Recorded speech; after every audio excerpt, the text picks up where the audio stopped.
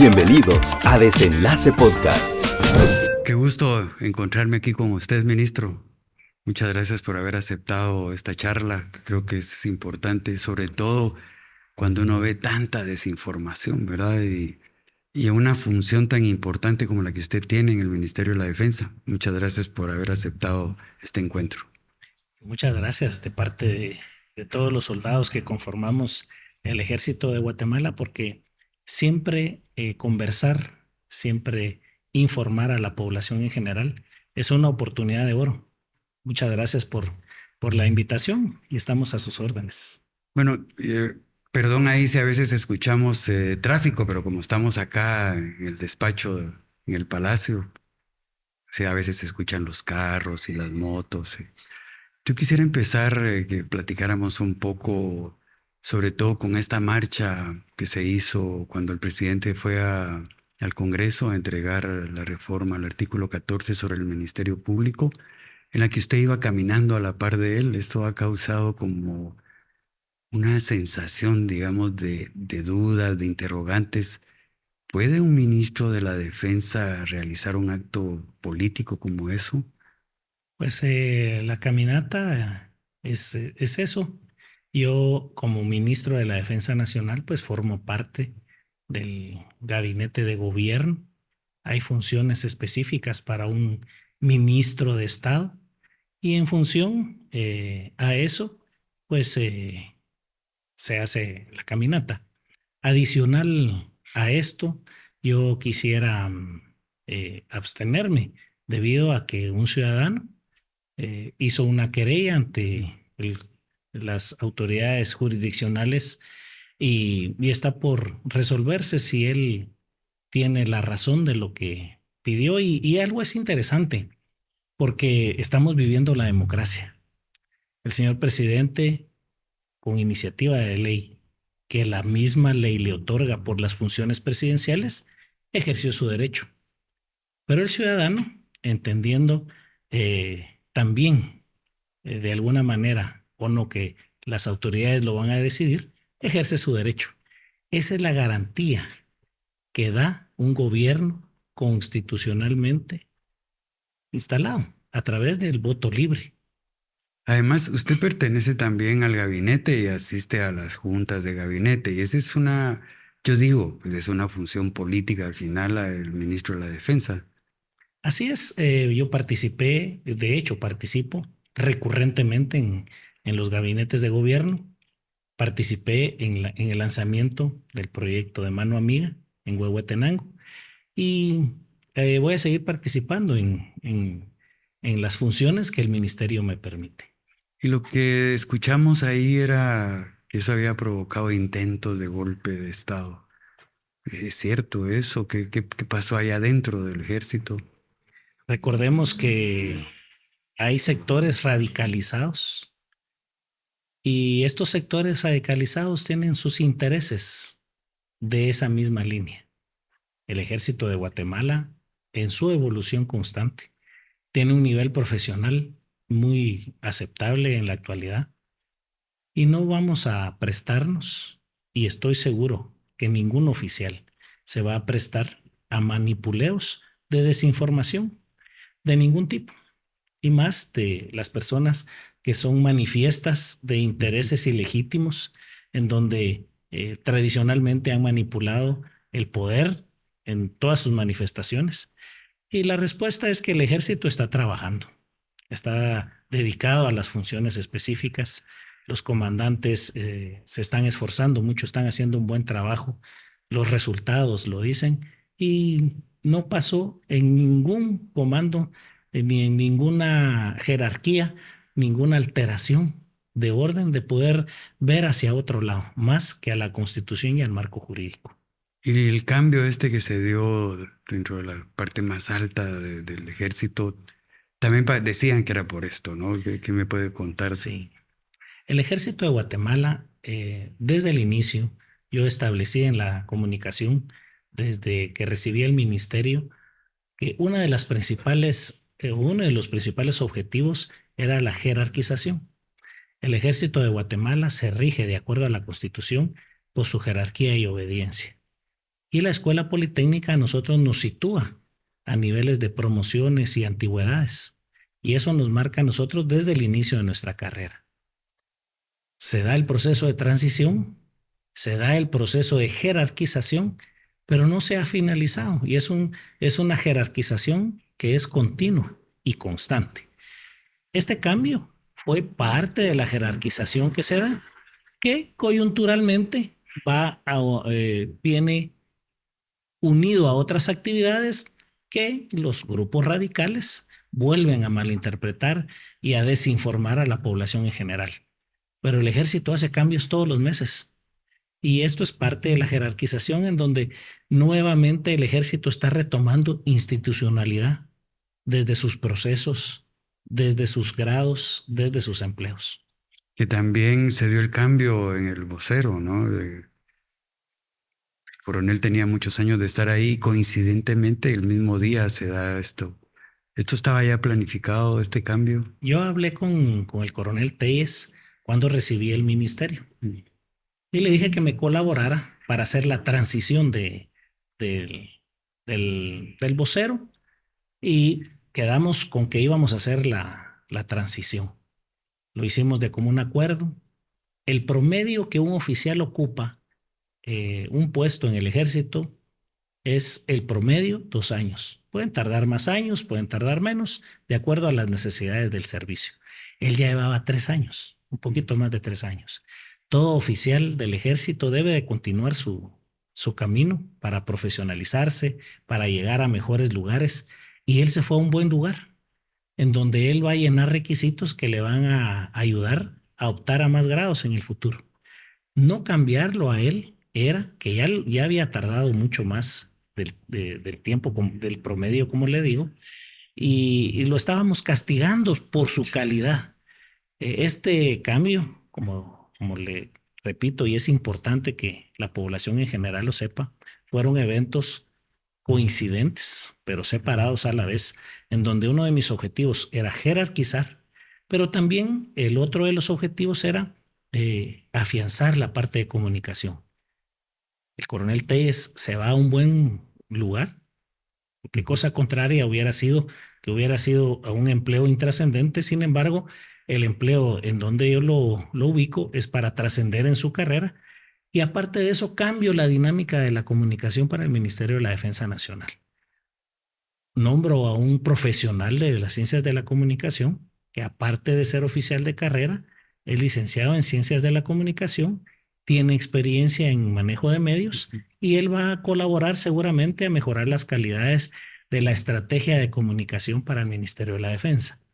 Aunado a eso, la vocería del Ministerio de la Defensa la divido y nombro a una vocera que valga el dato, no es la primera vocera que tiene el Ministerio de la Defensa.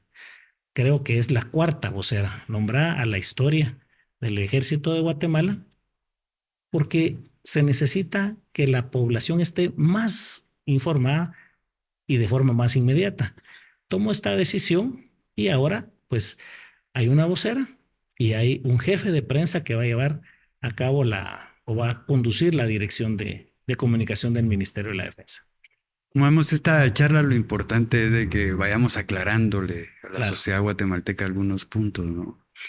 La celebración de Israel, donde jóvenes de la Escuela Politécnica portan incluso la bandera de Israel. Surgió ahí en redes sociales que esto era un desacato, que esto iba en contra del comandante general del ejército, que es el presidente Bernardo Arévalo. ¿Usted podría hablar un poco sobre por qué estaban ellos ahí en esta celebración? Claro que sí. Previo a la respuesta florida que quisiera dar en beneficio de la población, yo quiero refutar, quiero afianzar el compromiso que el Ejército de Guatemala tiene con la democracia. Y hoy el representante de la democracia es el señor presidente Bernardo Arévalo, nuestro comandante general del Ejército. ¿Por qué lo menciono así? Porque en el Ejército no tenemos ninguna duda de la autoridad constitucional que el pueblo de Guatemala le dio al presidente Bernardo Arévalo. En consecuencia, Para nosotros, todo lo que él dice, todo lo que él instruye y coordina con el Ministerio de la Defensa Nacional, en ley, nosotros lo procuramos y lo hacemos de la mejor manera que lo hacen los soldados, bien hecho. Con el tema de Israel, él dio las declaraciones que independientemente del voto que había instruido para Palestina, la relación con Israel iba a seguir siendo en los mismos términos que había sido antes del voto. A él se le consultó la participación del Día de la Independencia de Israel y en consecuencia participamos. La Embajada de Israel nos ha invitado a nosotros por años a celebrar la independencia desde la Plaza de Israel, que está en la ciudad de Guatemala, contigua a la Avenida Reforma. Y vuelve a pasar que radicales hacen su mensaje y hacen sus agendas. El ejército de Guatemala, cumpliendo la orden del señor presidente, en donde él piensa, dice y hace lo mismo como un buen líder, en donde él había dicho que su relación con Israel iba a seguir siendo la misma, nos autoriza a que nosotros atendamos la solicitud de la embajada y nosotros marchemos con la bandera de Israel. El presidente nunca votó en contra de Israel. El presidente va a seguir con la misma relación con Israel y en consecuencia fueron los actos que nosotros hicimos, autorizados por el señor presidente. Fíjese que aquí hay un dato histórico. Sí. Cuando el gobierno del doctor Juan José Arévalo también decide apoyar que Israel tuviera un territorio, usted sabe que hubo dos grandes potencias que se opusieron en ese momento a que Israel tuviera un territorio. Uno fue Estados Unidos. Increíble, ¿verdad? El otro fue Rusia. La historia, ¿verdad? En la primera votación votaron en contra. En la segunda, ya un poco más abiertos. Y a la tercera, sí, finalmente ellos también votaron. Y en ese momento también se hablaba de que Palestina tenía que tener su territorio. Y es evidente que la postura del gobierno es en un compromiso por la paz mundial, por el cese de conflictos. Entonces fue mal utilizado, como usted bien lo explica, la presencia de estos jóvenes ahí. Y totalmente el mensaje radicalizado que se da a los grupos, pues precisamente el portar la bandera de Guatemala y la de Israel, vota cualquier argumento radical en contra del gobierno actual, del señor presidente individualmente, del Ministerio de la Defensa. Y lo que se ve evidentemente es el esfuerzo denodado y malvado de parte de ellos por separar la figura presidencial de las Fuerzas Armadas, cosa que no va a pasar. Nosotros somos profesionales, nosotros reconocemos la decisión que el pueblo tomó en las urnas y nosotros vamos a ser leales y profesionales al señor presidente porque él quiere el bien de Guatemala. General, ¿cómo manejar, cómo usted al frente del Ejército de Guatemala maneja todo ese resabio del conflicto armado interno que realmente, bueno, ya forma parte de la historia de Guatemala, que todavía se sigue pensando como que el actual ejército es igual a aquel? ¿Cómo ve usted esto? Creo que nosotros como Ejército de Guatemala debemos de ir caminando constantemente en mandar el mensaje a la sociedad que nosotros vamos evolucionando, igual que la sociedad. Nosotros no nos vestimos hoy igual que en 1930. La vestimenta cambia, los cortes de cabello cambian, las modas van y vienen. La evolución y el trato, ya pasando a hablar de la institución armada, se convierten más complejos, los conflictos ya no son, quitando algunas excepciones, pero los conflictos ya son más asimétricos, los frentes ya no son tan definidos, por lo tanto el soldado debe de ser soldado y adicional al soldado que debe de ser, debe de tener un nivel de conocimiento legal importante, un nivel de conocimiento de la sociedad que entienda y conozca las causas para combatir los efectos. Ya nosotros tenemos que estar en la actualidad, porque así nos lo demanda la población, y en eso es lo que estamos, en una dinámica de cambios sustantivos, en donde estamos nosotros presentando a la sociedad una política de transparencia, una política de la mujer militar. Estamos presentando nosotros una sede histórica y muy simbólica para temas de derechos humanos, y creo que estos son mensajes hacia la población en donde va caminando el ejército a partir de este año. El tema de los incendios, por ejemplo, es evidente la presencia del ejército en su combate. ¿Cuántos elementos han utilizado hasta el día de hoy? Y es un tema interesante, porque ese tema no lo mencionan los radicales. Lo que el ejército ayuda y colabora al Estado transversalmente. ¿Por qué digo transversalmente? Porque el ejército, en este caso de tema de incendios, no solo es ir a sofocar incendios y a liquidar incendios, sino que en el camino nosotros ayudamos a la población a que reactive las actividades económicas o sociales en el área, a dejar los terrenos lo más preparados posibles para evitar que continúe ese flagelo. El ejército se involucró en más del 60%, específicamente y directos en este flagelo. Estuvimos 11,600 soldados combatiendo incendios. Pues la noticia triste, que no la difundimos mucho, pero salieron muchos oficiales y soldados, con algún especialista heridos, seriamente un especialista por combatir incendios, por la falta de equipo. Estamos comprometidos nosotros cuando hay una emergencia, siempre somos los primeros en llegar para atender a la población necesitada, al que necesite un rescate inmediato. Y los incendios, estamos terminando la época de incendios. Cabe mencionar, Haroldo, que este año fue histórico.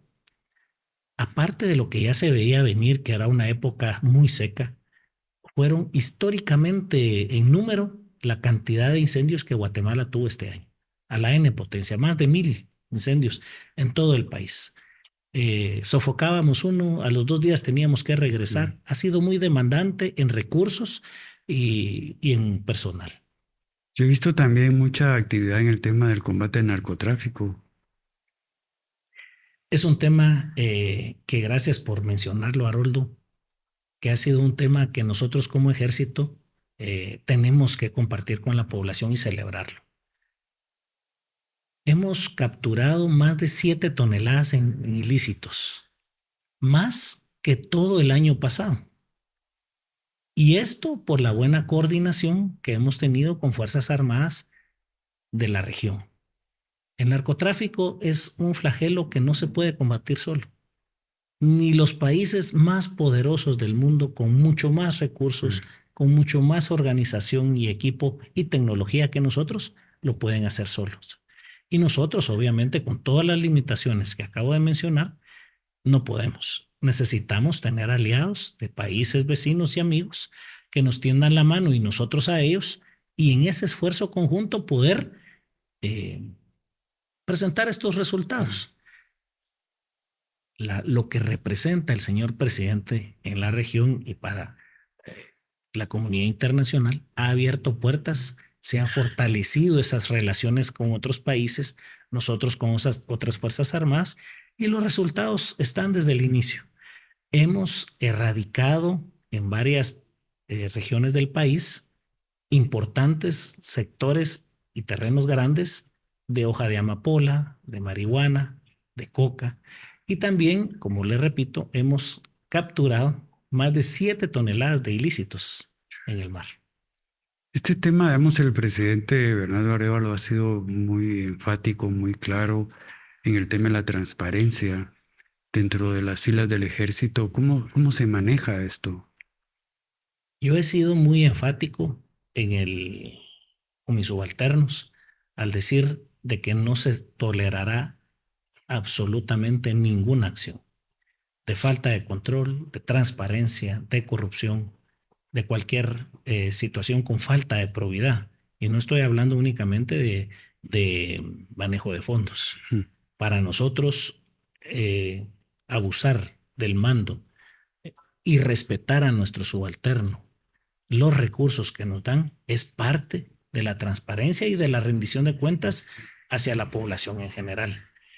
He sido muy enfático. En el Ministerio de la Defensa publiqué directrices estratégicas siendo muy enfático con el cumplimiento de esta norma. Y la población tiene que saber de que ya he destituido a varios comandantes en esa línea por el no cumplimiento de estas normas. Vamos, para ustedes, ¿qué significa formar parte de este gabinete? Dado que este es un gobierno de la esperanza, este es un gobierno de la ilusión, los guatemaltecos apostaron por un cambio radical en lo que venía siendo el ejercicio de gobierno. ¿Cómo se siente usted acá? Yo me siento muy cómodo, yo me siento parte de la visión que se tiene, porque el ejército es parte del pueblo. El ejército debe de convivir y debe de servirle al pueblo. Y creo que es un escenario perfecto para poder hacerlo. Es un escenario perfecto como para demostrar que el ejército está para ayudar a una sociedad a trabajar, a desarrollarse, a salir adelante, y que nosotros podemos poner un porcentaje importante para que eso pase acá en Guatemala en este periodo de gobierno. Y eso, digamos, ¿se le comprende a usted dentro del ejército esa visión que tiene? Totalmente. ¿En qué transición estamos? El ejército de Guatemala abrazó y recibió la instrucción del señor presidente de salir de un concepto de seguridad nacional en donde el Estado prevalecía per se, a un concepto de seguridad democrática, en donde el Estado se esfuerza con todos sus medios para que su sociedad sobresalga. En eso estamos trabajando. El cambio de los planes y de los programas y de las órdenes que se dieron ya se están implementando y se están accionando. ¿Y en qué se refleja? Se refleja en que el ejército de Guatemala está saliendo de la seguridad ciudadana, está saliendo de la seguridad pública. Estamos reforzando las fronteras. Las fronteras son muy porosas en Guatemala y necesitamos más certeza de que nuestras poblaciones cercanas a esas regiones sepan que hay autoridad y que estamos para defender a la población. En ese sentido, nosotros estamos reforzando un esquema democrático como cualquier país desarrollado, en donde las Fuerzas Armadas se dedican para lo que las Fuerzas Armadas son organizadas y son creadas, sin desviarlas a otras tareas que no les corresponden, y creo que ese es el mayor aporte en una democracia. Cuando usted entró al ejército, ¿ya había mujeres? Así es, ya había mujeres. ¿Cómo ha ido evolucionando la presencia de las mujeres en las filas de las Fuerzas Armadas? Las mujeres empezaron en la década de los 70s, no teníamos capacidad para formarlas y necesitábamos nosotros de escuelas extranjeras para poder recibirlas ya formadas y que se incluyeran en los cuadros del ejército de Guatemala. Cuando yo me gradué habían 2 o 3 oficiales mujeres antiguas mías que me llevaban unos 10, 12 años o más de antigüedad. El salto cualitativo que tuvo el ejército de Guatemala fue en el 97, en donde tomó la decisión el mando en ese momento de aceptar mujeres en la escuela politécnica. Se prepararon desde el punto de vista de infraestructura, desde el punto de vista docente, del trato, y se recibieron. De tan buena suerte, y como cuando las cosas se hacen bien, la historia pone caprichosamente los hechos históricos en un momento y lugar determinado, que el señor presidente, el doctor Bernardo Arévalo, va a ser testigo presente de las primeras coroneles que asciendan ahorita el mes de junio a coroneles, ingresadas en la Escuela Politécnica en 1997. Entonces, el ejército de Guatemala ha venido evolucionando y dando pasos importantes para este tema. de reivindicar a la mujer. Ha sido difícil. Guatemala es una sociedad machista, pues, y yo creo que ningún estamento de la sociedad podemos decir que escapa a eso. ¿Cómo se maneja en el ejército esta situación? El ejército de Guatemala es un reflejo de la sociedad guatemalteca. Claro. No nos podemos separar, nosotros somos parte. Y hay machismo. Y hay actores en donde se refleja esa parte de la sociedad en la que nosotros vivimos. Y no somos la excepción. A partir de recibir el Ministerio de la Defensa Nacional, uno de mis objetivos y recibidos de parte del señor presidente, el doctor Bernardo Arévalo, fue de darle oportunidad a las mujeres. Pero yo quiero dignificar en este momento a las mujeres. Al decir dar la oportunidad a las mujeres, los grupos radicales establecen o dicen, el mensaje de ellos es de regalarle a las mujeres. Y ellas no necesitan que nosotros regalemos nada. Ellas son muy capaces, ellas tienen vocación desde el punto de vista militar hablando, y ellas nos han llegado a aportar un mundo de cualidades e iniciativas que nosotros no tenemos como hombres. Y eso fortalece a la institución. Y entonces lo que he venido haciendo es dando instrucciones para que todas las oportunidades sean iguales. De hecho, nombré a la primera comandante en Creón Paz, mujer, como la primera comandante en 152 años. Nadie, ni los radicales pueden decir que no era capaz. Está el currículum a la vista. Ella y tal vez otro oficial, otros dos, tienen la cantidad de misiones al extranjero con mayor número. Ella ha pasado en todos los lugares, todos los aspectos y enfoques que puede pasar alguien en misiones de paz. Tiene la experiencia, tiene la vocación y la pasión por las operaciones de paz y lo está haciendo bien. Estamos por cerrar el primer semestre y no ha tenido ningún problema en el comando. Al contrario, lo ha superado, lo ha hecho más eficiente en la función que tiene de entrenar a todos los soldados que van en misión de operaciones de paz al extranjero. Pero no solo se quedó en el nombramiento de una comandante, también nombré a personal administrativo, porque el ejército también tiene funciones administrativas.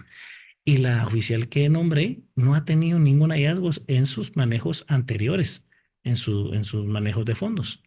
Nombré a la primera directora del Ministerio de la Defensa Nacional en Derechos Humanos.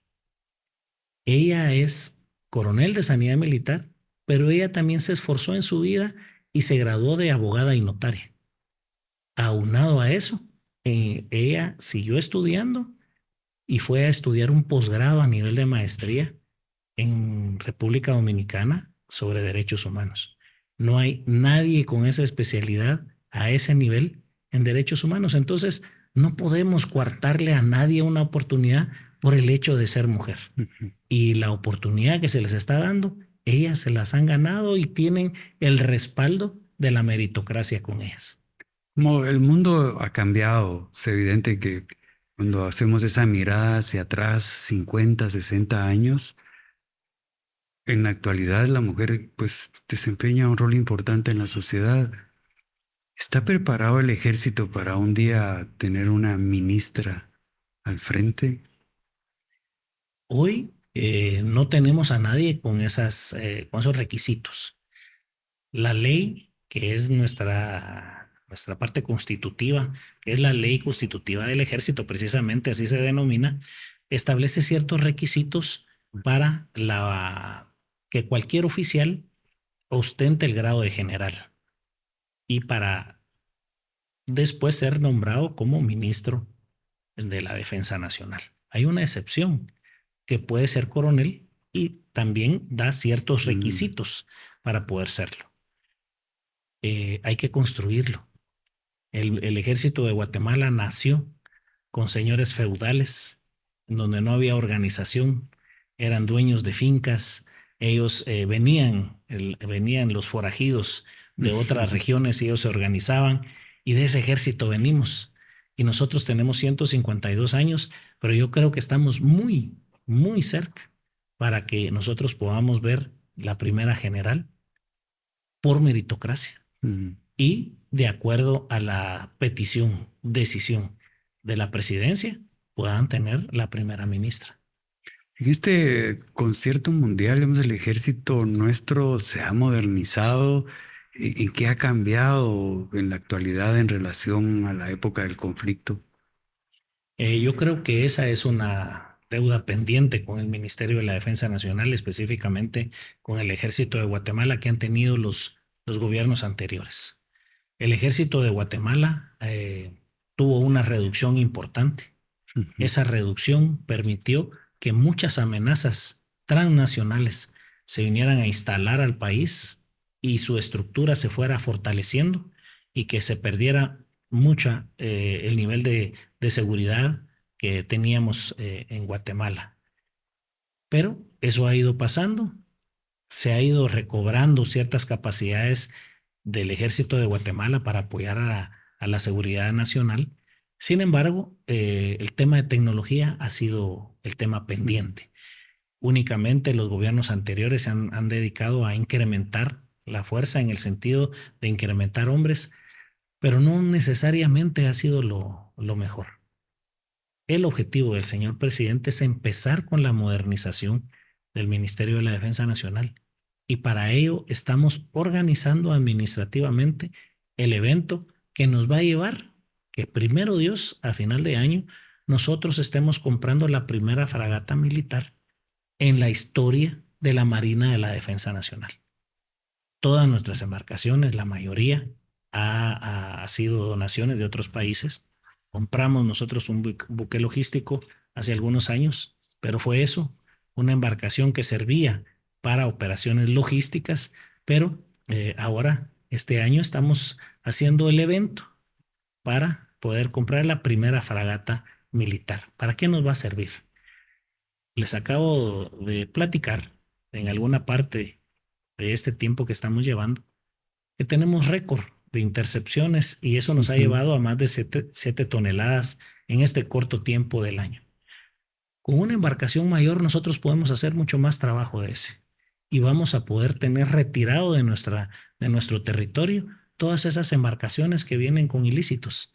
Para eso nos va a servir y creo que lo vamos a hacer bien. Aparte de eso, pues el señor presidente dio órdenes específicas para que podamos modernizarnos. Desde el conflicto armado interno a esta parte, creo que este gobierno va a dar un salto importante que por sorpresa me lo voy a reservar y que el señor presidente va a dar grandes noticias en su administración desde la defensa para todo el país. Cuando usted en la mañana despierta y se prepara para un nuevo día, ¿cuál es la principal presión que usted siente? Resultados. No nos ocupa nada más, sino que nos preocupa que el ciudadano se sienta seguro y se sienta que el ejército está trabajando por eso. Y cada vez que yo despierto, pienso en las operaciones. ¿Cómo está la operación Cinturón de Fuego en Huehuetenango y en San Marcos? ¿Cómo está la situación de la operación caminando hacia el desarrollo y caminando hacia la paz y el desarrollo en Nahualá y en Santa Catarina, en donde, dicho sea de paso, sin promulgar un estado de sitio, el actual gobierno pudo llegar a dar estabilidad a esos 2 municipios y no han cruzado un solo disparo desde hace más de 100 días y esto ha provocado que los pobladores comiencen su retorno hacia sus casas, restableciendo caminos, dando apoyo social y eso ha sido importante. Y ahora estamos iniciando operaciones en Petén. Cada vez que yo despierto, pienso en esos resultados para darle a la población. Esa forma que usted tiene de pensar y de ser, seguro le genera admiradores, pero también detractores. ¿Cómo maneja usted toda esa desinformación que a diario nos afecta? Bueno, inicialmente he estado visitando a todos los comandos me falta mucho por recorrer para decirles documentalmente lo que desde el Ministerio de la Defensa Nacional se está haciendo. Porque seguramente los radicales pueden obtener su objetivo si nosotros como autoridad no damos la información correcta. Eso es la parte inicial. Pero creo que responsablemente nosotros como autoridades debemos de hacer tanto que nuestros funcionarios como la población en general esté con la certeza de que nosotros solo estamos haciendo lo que la ley nos permite. No vamos a hacer nada fuera o más allá de la ley, del marco legal, que comprometa la administración del señor presidente, la función de un ministro de la Defensa o de cualquier soldado que vaya en contra de un ciudadano guatemalteco. Y esa es la mejor estrategia que estamos usando y vamos a seguir desarrollando. El cumplimiento de la ley y el bienestar no solo de nosotros como soldados, sino de la población en general. Y la gente, el pueblo, se ha dado cuenta a lo largo de los años. El ejército está para trabajar, está para servirles, lo vamos a seguir haciendo. Cuando a usted se le da este puesto tan importante dentro del ejército y para el país mismo, ¿se lo esperaba? ¿Pensó que su vida iba por otro lado? ¿Que si la vida lo jaló y lo puso acá? ¿Cómo fue ese momento? Y es un poco lo que está pasando de la desinformación. La dinámica que se traía en el Ministerio de la Defensa Nacional, ya estaban ciertos grupos anunciados para el relevo del mando. Yo no conocía al señor presidente, el doctor Bernardo Arévalo, nunca había platicado con él. Obviamente, pues estuvo la campaña, él estuvo de diputado anteriormente, lo había visto yo en las noticias, lo había visto yo en diferentes medios, pero nunca lo había visto en persona, nunca habíamos platicado. Un día me ordenan por mensaje oficial que yo llegue al Ministerio de la Defensa a presentarme con el ministro y pues casualmente cuando uno va con una autoridad, uno ya me regañaron. Normalmente uno piensa que uno va a una llamada de atención. Bueno, yo creo que esa fue mi primera idea ese día. Bueno, y el señor ministro me dice, pase adelante. Yo entro, no hay nadie y él abre otra puerta y mi sorpresa, ahí estaba el señor presidente electo en ese entonces. Y entonces, pues inicia conmigo una entrevista, fuimos varios y al final él toma la decisión de invitarme. Muy caballero, una persona muy educada, muy noble, una caballerosidad increíble y me invita a formar parte de su equipo de trabajo. Pues yo, militar de vocación, nunca había yo tenido relación con políticos, pues me emociono nuevamente, ¿verdad? Porque nunca trabajé denodadamente con un político para hacer esto. Y él le acepto la invitación y creo en el señor presidente, creo en el proyecto que tiene para la nación, creo en la democracia y creo que las instituciones debemos de regresar a esa institucionalidad que el pueblo necesita. Estos puestos, yo siempre digo, ¿verdad? Aquí los seguros de los 4 años del presidente, la señora vicepresidenta, pero hacia abajo todos, pues somos fusibles. ¿Cómo quiere usted ser recordado el día que termine su función como ministro de la Defensa?